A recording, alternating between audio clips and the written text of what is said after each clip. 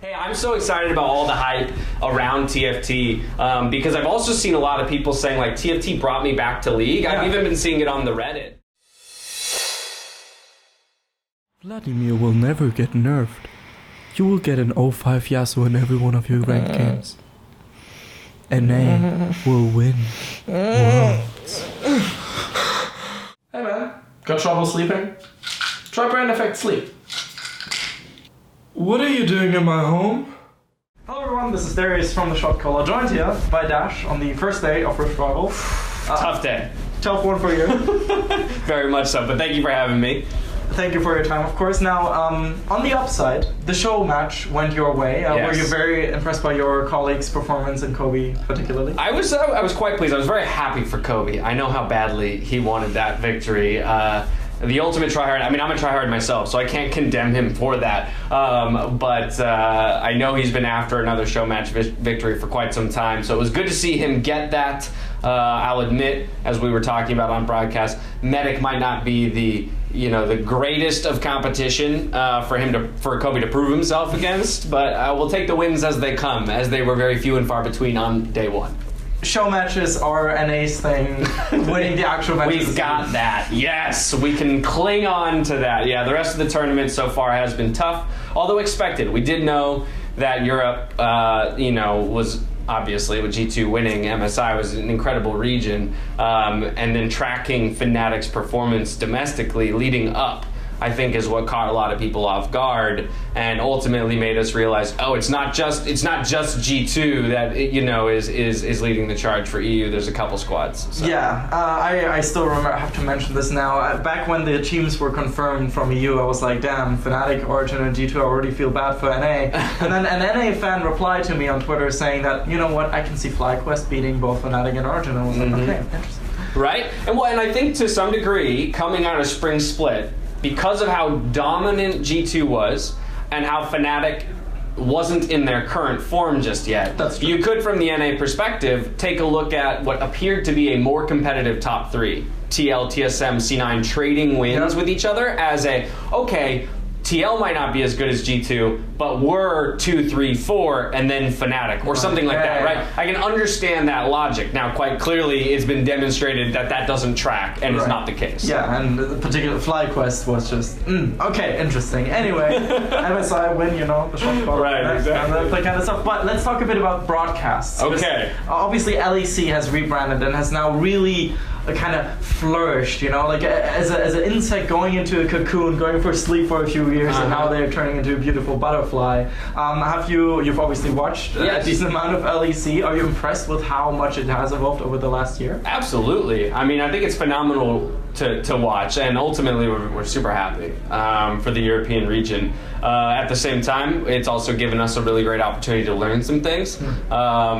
And I think more than anything, where that learning comes from is for the first time we have two regions that are embarking on different paths and consciously doing that, right? Europe is finding their own identity while the LCS is kind of solidifying theirs. So yes, you're seeing less change in the LCS, but I think that's because for a long time the LCS has chosen and been ingrained in what our brand and our product is. We also franchised a year earlier, so we had the head start. And so it's fantastic to see LEC choose their direction and hone in on it 100%, commit to that, build that character that they ultimately want. And we can take from that what we think would still apply to us, but obviously some of it wouldn't work. We are not the LEC as much as you guys are not the LCS. Exactly, and so for example, if you were to do some like clown sketch or like Medi-Vedi, really out, that would fail. That would absolutely fail here. No, I'm kidding. Again, like those are certain things that we're looking at and we're saying, look at the fun that they're injecting into their broadcast. And we made a very conscious effort with Countdown last year to inject more fun, but we just front-loaded it, to the beginning of the show and then still return to that slightly more serious kind of through line throughout. But yeah, those are moments where we look at the LEC and we go, wow, look at what they're doing in terms of building character, right? And personality between their broadcast personalities themselves, and then even between the teams and the way they incorporate players. There's a lot of things you guys are doing phenomenally that we're we're trying to learn from. I'm assuming just the same as LEC looks at different sketches we do or different bits that we do and say, oh, that's something useful. That's a format we hadn't, or a structure we hadn't considered. Let's go ahead and let's take that, rework it, reshape it to fit our broadcast, and then implement it. Right. So what I'm wondering though, so with the LEC and the very openness to completely crazy and new ideas, you obviously also have a huge array of things you can technically work with. You can go, okay, we go full humor, we go full storyline, we have all these different ways. I feel like LCS as a broadcast has been very successfully going down the very professional route of like giving it this American broadcast feel, and you look at the dive and it's perfectly in line with all these things. But does there come a point where you go, we can't really wiggle around as much as Europe, Is there like something on the line that you can tease? I don't think so. Okay. And here's the thing. While LEC might be slightly more out of the box, weird, crazy, whatever term you want to apply to it, I don't actually think it's that much greater than LCS. But I think because it is, people turn this difference into this difference. Okay. Right? But remember things like IDK. We did a weekly wager, and then Mark Crumbs and I recreated the KDA dance video, right? Like, I would contest that us doing that is weirder than just a Vetti segment on the actual show in certain ways, right? And so I think people forget a lot of the fun and crazy, all the doctor segments we do, right? Like, I mean, there is a lot of individual segments that are done within North America that I do believe have a lot of individual flavor. Yeah, flair and flavor and character. But you're right in assuming that is not our driving point. That is second to a lot of other things, which is servicing the narrative. Ultimately, we will. I don't know if I should say so definitively. I was going to say rather definitively, like, we will never do something simply for the joke. I'm going to pull back on we'd never do something simply for the joke. But in a large majority of the cases, we wouldn't do something simply for a joke. We're looking for, does this serve the overall story of the LCS in some fashion? As long as it does, then yeah, let's go all in on it. Let's create a fake rivalry. Let's do wild LCS where we're doing these nature narration, videos of what's happening in team fights and things like that. So we're definitely trying to push ourselves to do it while still maintaining the identity of the LCS, which is a slightly more polished, I guess, broadcast, I would say. But again, EU's doing incredible things, and the reception is there, and that is something you have to pay attention to when your viewers and your fans are telling you they love something and that they want more of it. Then we need to acknowledge that, and we need to figure out, okay, how can we weave those things into our broadcast? So we're definitely being pushed. By that sentiment of like, okay, cool. Hey, did we inject enough fun into this while still maintaining the story? Oh no, we didn't. Okay, let's reevaluate and insert something else maybe. Yeah, amazing. And I do remember while you're mentioning various other things, I also remember the stock market bit. That was amazing. Right. And so we run that week to week, and again, like, I actually think that's a perfect example of something that maintains narrative. It's narrative focused, because ultimately the goal of that game is to talk analytically about expected performance of teams. Looking at 2 weeks at a time, so you're looking at their strength of schedule, myself as an analyst, what teams do I have confidence in picking up wins and ultimately raising their value within the stock market. But we gamified it, right? By making it, about stocks buying and selling. And so immediately you have something that serves both analysis, the overall stories of each individual team in their season-long journey, and then fun. Moments to be able to say, ha, you idiot, your team lost all 4 games this week, you just lost $1,000, I'm up on my high horse because, I chose Optic and they're playing really well right now. So I think that is a great example of a game that we feel hit the sweet spot, that did everything right for the LCS brand. Perfect example, 100%. One last question. TFT just officially launched. I love it as well. Okay. Who's the best TFT player on the NA broadcast team? Ooh, that's tough. It's either myself or Kobe. Okay. I would probably go with Kobe. Because you're a gentleman and you're like... Yeah, because I'm humble. Yeah, because I'm humble and I'll safeguard myself. No, I would go with Kobe. I think one he was better at auto chess than me, but we were both probably two of the more prolific on the broadcast team. Therefore, I think that skill will probably translate 1-to-1.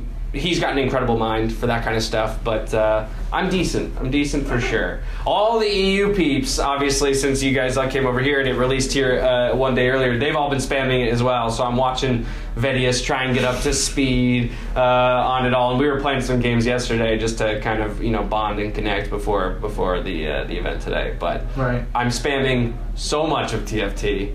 I cannot, as much as I love this event, I'm like, when do I have days off where I can spend like 16 hours just playing TFT all day? It's incredible. What's your favorite comp to run? I mean, I was always a fan of nobles in general, but I tried to make Yordles work right from the start because I felt like, hey, if it works, that is just incredible. You and Vedius tries to hard force Yordles anytime he can, and I have one other friend who loves Yordles. They can totally work. If you hit the Yordles, it can totally work. It's a great counter against nobles, anything that's auto attack oriented. Yeah. Dravens don't have fun, and Draven is super exactly, but you'll get massacred by sorcerers. Yeah, exactly. I mean, that's the fun of the game. Everything's got a counter, right? Exactly. It's like a rock paper scissors kind of system, just a bit more complex. Of course, we had even a little tournament, and the elementalist sorcerers almost always won. Right. But of course, that got nerfed, so I'm fairly happy about that. But I was talking with Loco earlier, and he was like, the problem with Yordles is that they have Lulu and Nor, which are very strong, but they get picked away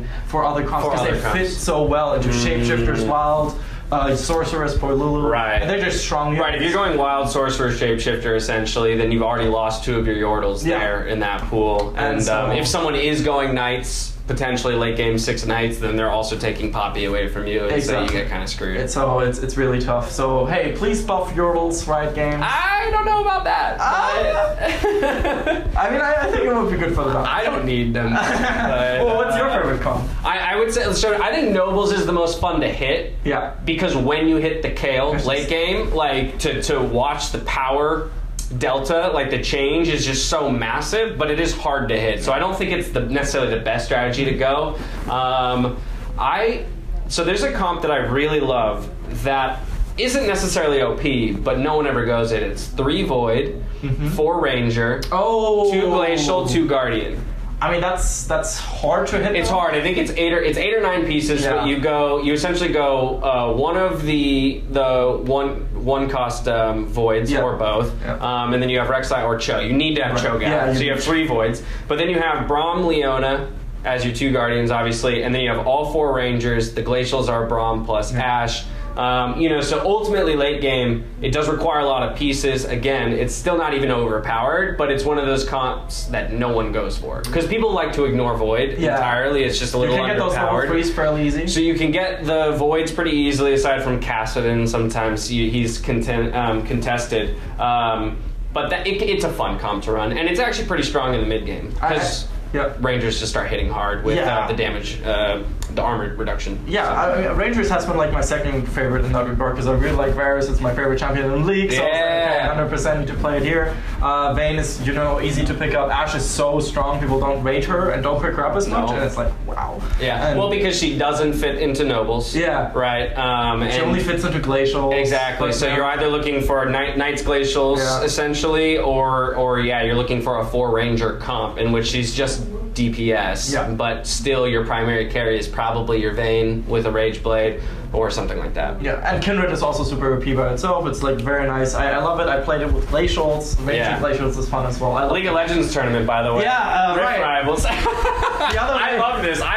Hey, I'm so excited about all the hype around TFT because I've also seen a lot of people saying like TFT brought me back to League. I've even been seeing it on the Reddit. Right. People saying like, I haven't played League in a year. TFT brought me back, and they're already people are talking about Rift Rivals and stuff. And they're like, hey, it's bringing me back to LCS. I think that's super cool. So as much as we are kind of derailing here, I still think it's an awesome addition to the game. Yeah, I 100% agree. League of Legends is this like lore spin-off game of TFT, right? Like, that's what it is. By the way, we also have a competitive TFT Discord with more than 1,000 members. One guy has already like won tournaments. Lothar's on there from G2. Okay, so a lot of a lot of good competitive players. It's in the YouTube description. Perfect. If you want to join. Anything you would like to say? Any final words? Well, hey, look, here's the deal. I'm just hoping that the tournament heats up from here. I have high hopes for NA and their ability to turn it around. I think that, again, this is the kind of tournament format that can surprise. Want to thank everyone who's tuned in to watch. I want to, encourage everyone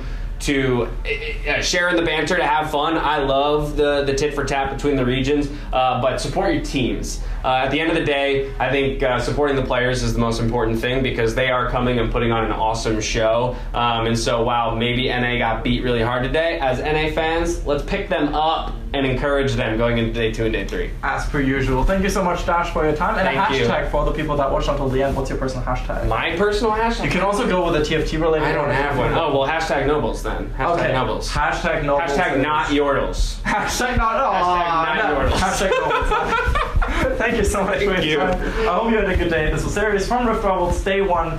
Make sure to be tuned in for more Rift Rivals content. Yeah, see you guys then. Bye-bye.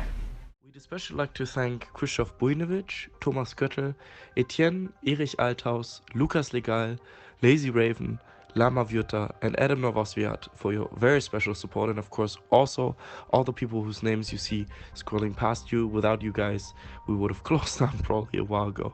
So thank you so much for your help. Thank you.